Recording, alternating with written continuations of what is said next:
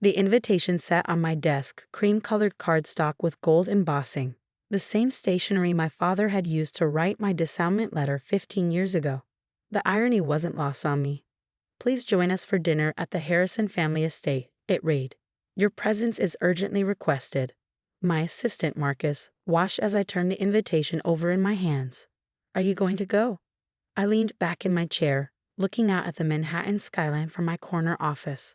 "What do you think, Marcus? After 15 years of silence, they suddenly want a family dinner." My name is Olivia Harrison, though I haven't used that last name since I was 22. Back then, I was just the rebellious older daughter who dared to question my father's business practices. Now, I'm Olivia Chen, CEO of Phoenix Industries, one of the fastest-growing technology companies in the world. And I just signed the papers to buy out Harrison Technologies, my family's failing company. "The merger documents are ready," Marcus said, placing a thick folder on my desk. "Everything's set for next week's board meeting." I nodded, still staring at the invitation. "Have you seen the latest numbers from Harrison Tech?" Marcus pulled up a tablet, scrolling through reports. "Stock's down 60% from last year. Your sister's latest product launch was a disaster. Rumors are they won't make payroll next month." Jessica, my perfect younger sister, who'd always done everything right in our father's eyes. The one he'd chosen to run the company, claiming she had the right temperament for leadership. The same sister who hadn't spoken a word in my defense when he'd thrown me out.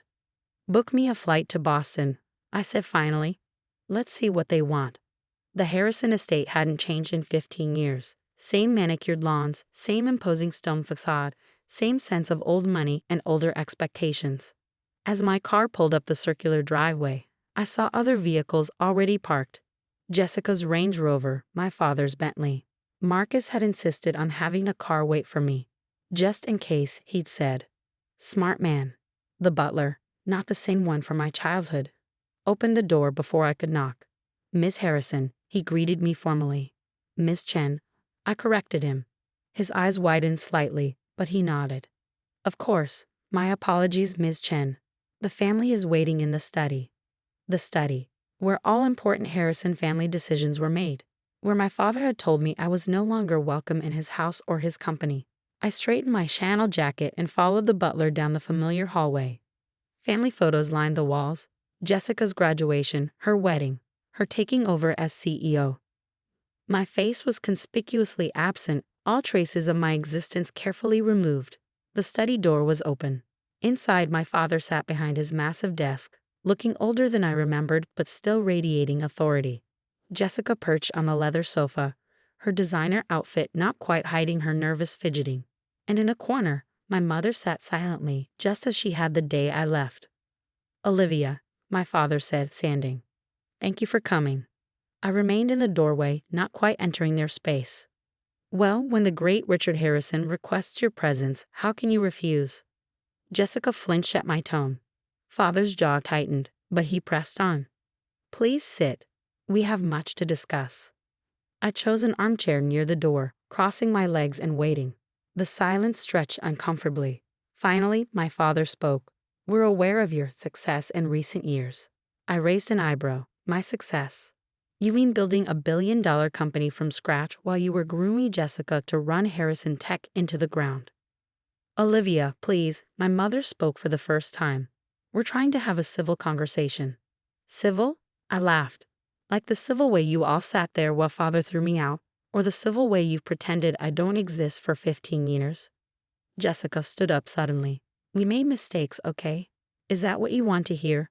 We were wrong." I studied my sister, really looked at her for the first time. The perfect blonde hair was styled as immaculately as ever, but there were shadows under her eyes, tension in her shoulders. Running a failing company didn't look good on her. "Why am I here?" I asked, turning back to my father. He sighed heavily, looking every bit his 65 years. "Harrison Technologies is in trouble. We need your help." And there it was. Not an apology, not an acknowledgement of the pain they caused. Just another business transaction. My help? I kept my voice neutral. "What kind of help?" "We've seen what you've done with Phoenix Industries," he said. "The innovation, the growth. We need that kind of thinking at Harrison Tech." I thought about the merger documents waiting in my briefcase, about the months of careful planning that had led to this moment. And what exactly are you offering? A partnership, Jessica jumped in. Co-CEO position. Equal say in the company's direction. I almost laughed. They had no idea how close they were to having no say at all. Let me get this straight, I said, standing. For 15 years, I was the family disappointment, the one who didn't understand business, the one who wasn't worthy of the Harrison name. But now that you're failing, suddenly I'm good enough. That's not fair, Jessica protested. Things are different now. Different? I turned to her. Different how? Because you failed at the job you were handed on a silver platter. Because you couldn't handle the responsibility you were so sure you deserved. Enough, my father's voice cracked like a whip. We're offering you a chance to come home, Olivia. To be part of the family again. I reached for my briefcase, pulling out the merger documents. That's a generous offer, Dad, but I have a counter-proposal. I placed the papers on his desk, watching as he picked them up. His face went pale as he read. What is this? The future of Harrison Technologies, I said calmly. Phoenix Industries has been buying shares through various subsidiaries for months. As of next week's board meeting, we'll own controlling interest in your company. Jessica grabbed the papers from our father's hands, her eyes scanning frantically. This is impossible. You can't. Can't what? I asked. Can't outmaneuver the mighty Harrisons? Can't build something bigger and better than you? Can't take everything you thought was yours?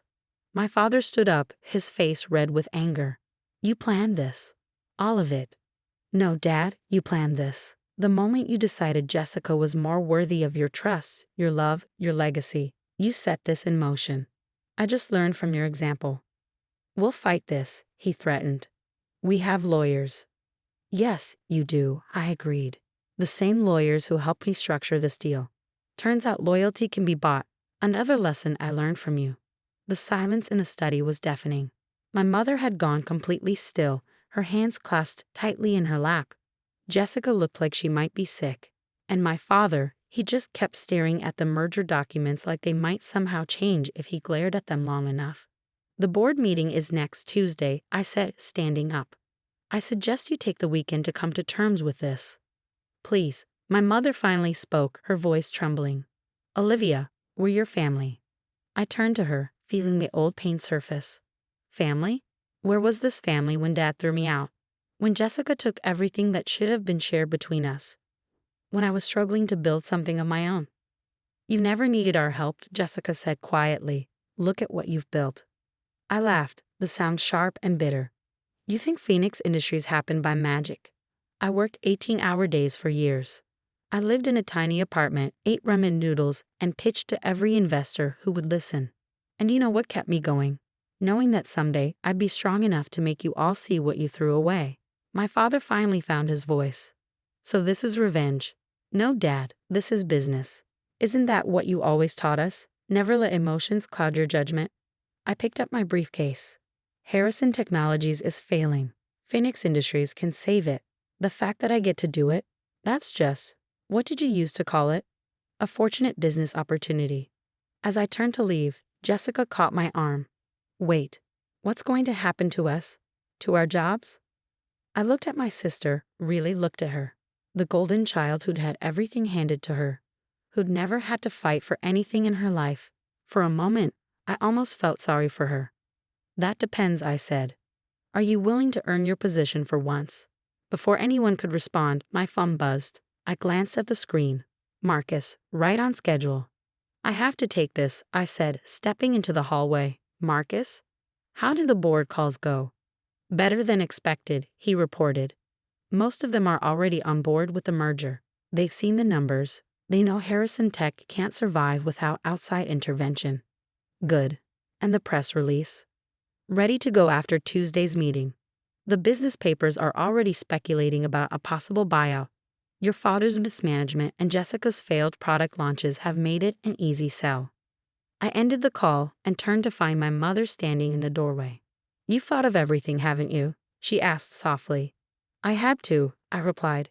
You all taught me that nothing less than perfection was acceptable. She flinched. We were wrong, Olivia. About so many things. Yes, you were. Is there any way to fix this? I studied her face, the same face that had watched silently as my father destroyed my life 15 years ago. Fix what, Mom? The company? The family? Some things can't be fixed.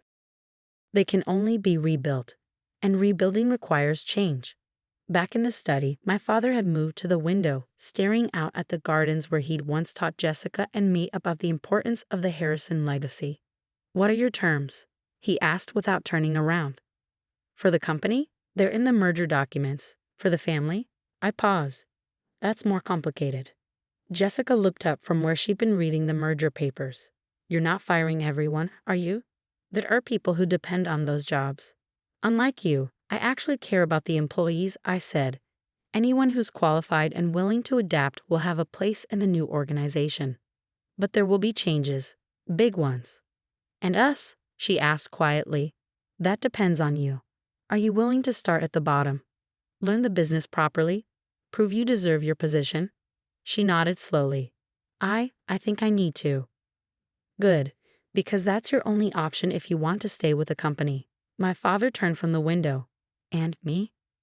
You'll be offered a position on the board, non-executive, no direct management role.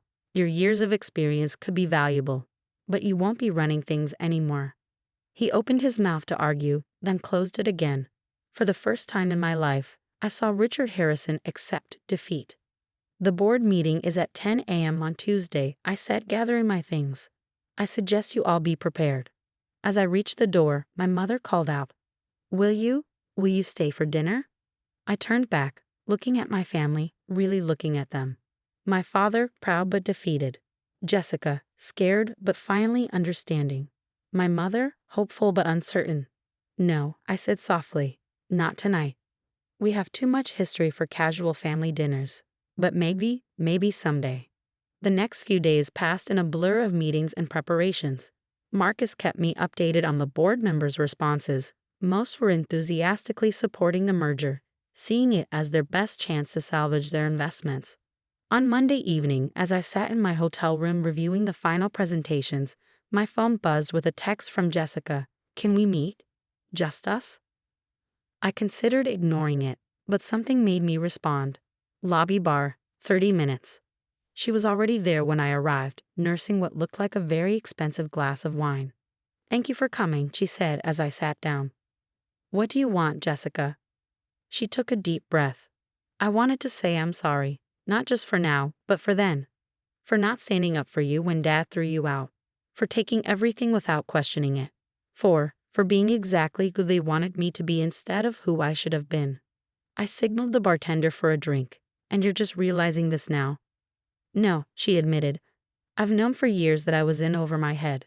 That I wasn't cut out for this. But I was too proud, too scared to admit it.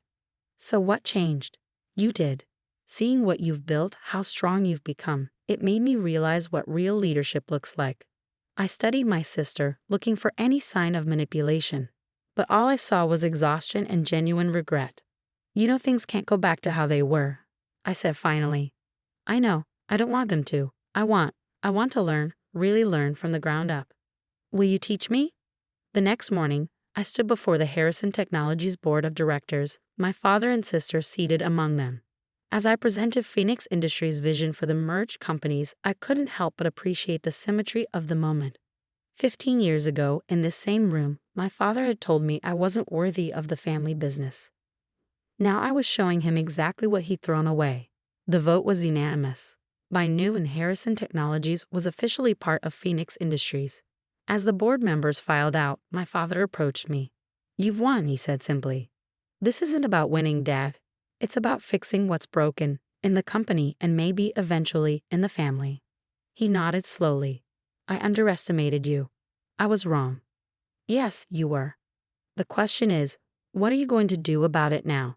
He straightened his shoulders, and for a moment, I saw the man who had once taught me about business before pride and prejudice had poisoned everything.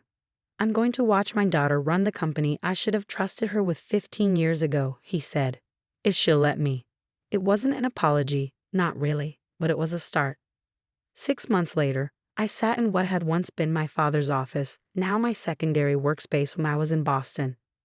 Jessica was presenting her analysis of a potential new product line, work she'd done from the ground up, starting as a junior analyst. The market research suggests a strong demand, she concluded, but we need to address these production challenges. I watched my sister confidently handle questions from the team, showing a grasp of details she'd never bothered with before. She was learning, growing, becoming the businesswoman she could have been years ago if she hadn't been handed everything too easily. After the meeting, she lingered behind. That went well, right? It did, I agreed. You've come a long way in 6 months.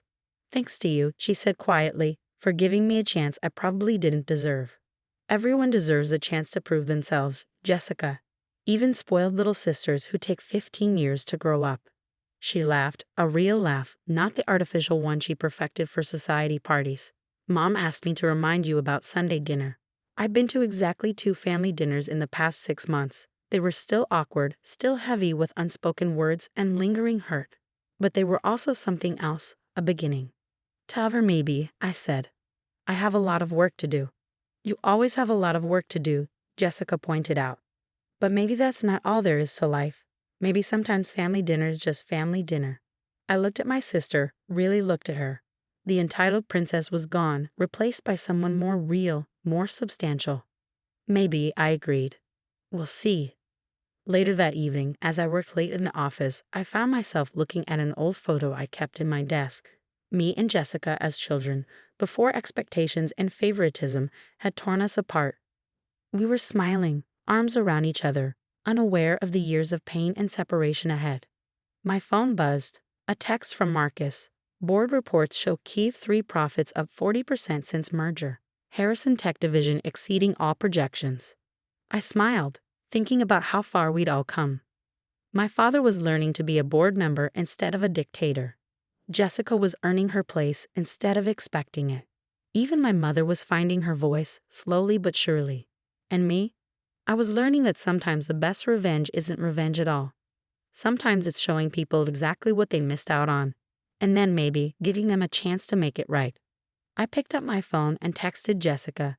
Tell Mom I'll be there Sunday, but I'm not staying long. Her reply came quickly. Long enough for dessert? She's making your favorite chocolate cake. I thought about our mother, trying so hard to rebuild bridges with chocolate cake and Sunday dinners. About my father, swallowing his pride to learn from the daughter he'd once dismissed. About Jessica, working her way up from the bottom with no complaints. Fine, I texted back, but only because of the cake. Some might say I'd won. I had the company, the success, the vindication. But sitting there, looking at that old photo and thinking about Sunday dinner, I realized something important. Sometimes the greatest victory isn't in defeating your enemies, but in giving them the chance to become something better, even if it takes 15 years and a corporate takeover to get there.